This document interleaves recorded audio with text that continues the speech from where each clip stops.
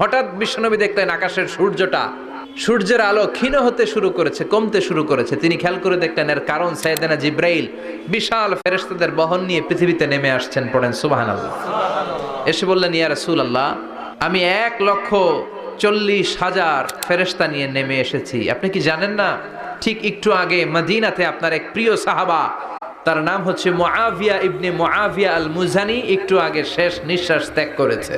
বিশ্বনবী বললেন, ইন্না লিল্লাহি ওয়া ইন্না ইলাইহি রাজিউন। সাইয়েদনা জিব্রাইল বললেন, ও নবী, আপনি কি আপনার প্রাণের সাহাবীর জন্য গায়েবানা জানাজা পড়বেন না?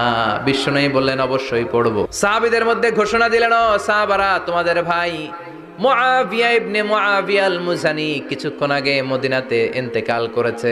সবাই বাইরে বের হয়ে আসো, এই মাত্র আমরা এই মুহূর্তে আমরা গায়েবানা জানাজা পড়ব। বিশ্বনবী